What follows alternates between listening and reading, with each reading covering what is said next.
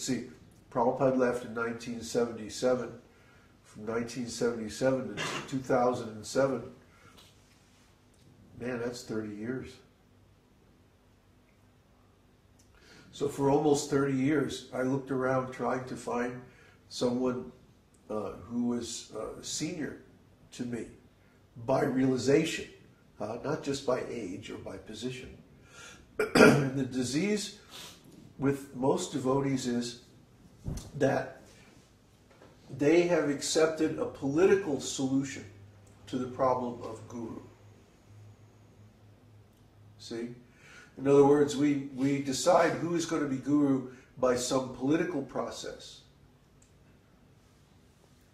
But that's not the criterion of guru. There are two things.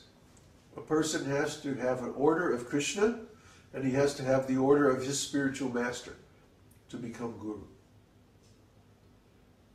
Otherwise, there's always some doubt. So I had the order from my spiritual master, from Srila Prabhupada, to become guru after 25 years. But I didn't have the confirmation from Krishna until 2002, which turns out to be exactly 25 years from when he gave the order.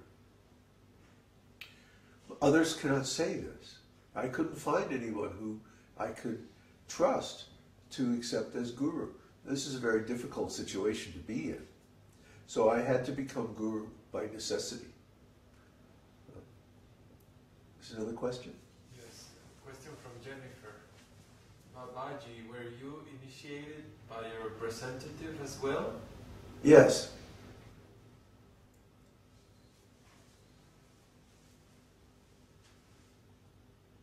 By a representative? Yes. Okay. Who was initiated? Who was it? I was initiated in the New Orleans temple. Who performed the ceremony? I don't even remember. It's not important who performed the ceremony. The person who performs the ceremony is not the guru. It's just the person performing the ceremony. Srila Prabhupada is my guru, not the person who performs the ceremony. See, the devotees now have gotten all hung up. They have made a fetish out of this ceremony thing. You know what a fetish is? Perversion? No. Oops, misunderstood very The original meaning of the word fetish is in voodoo. They make these little voodoo dolls, right? And that's called a fetish. The doll itself? Yeah. Oh. It's a French word, fétiche. So, or Creole, whatever it is. So, when someone takes a material thing and objectifies it as a deity, even though it's not actually a deity, has no transcendental qualities or functions, this is called a fetish. So it is a perversion. What's that? It is a perversion. Well, it's a perversion, but it's not in the modern days version. in the word. It's not a sexual fetish. Yeah. Okay.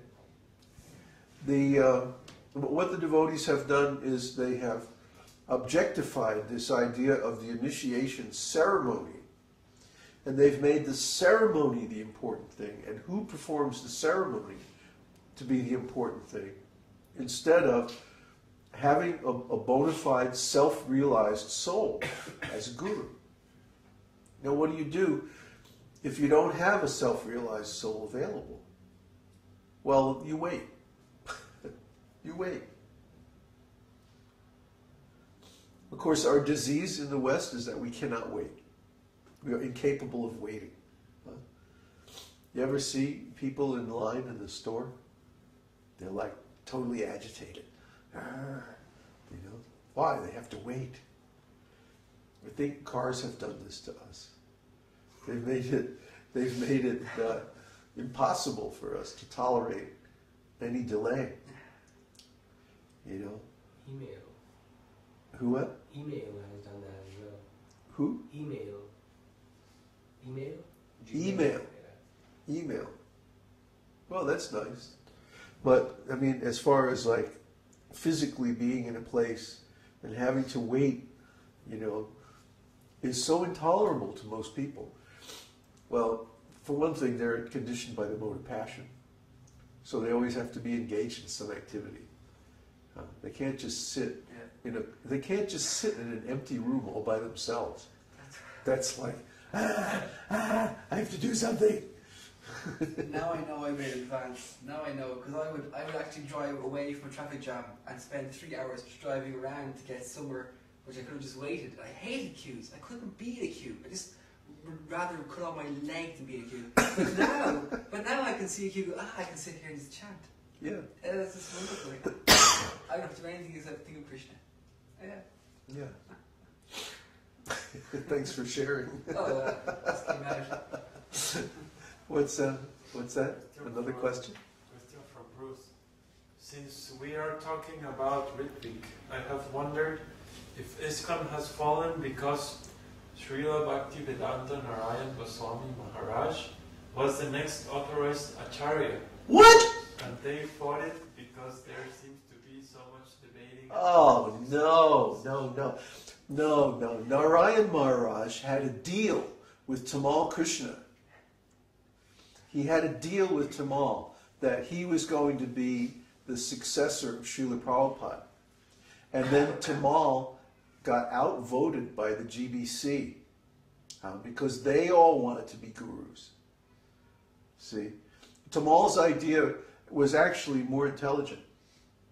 I mean, he's a rascal, but he was an intelligent rascal. Tamal's idea is that if we're going to have a successor guru, there should be one successor guru, and he should be a senior Gaudiya Vaishnava. Unfortunately, he picked someone who was also a rascal. Picked him to no one. Well, Narayan Maharaj's guru, while he was still alive, Prajñakeshava Maharaj, specifically ordered that Narayan Maharaj will never become a guru in any of my maths. Why? He was a politician.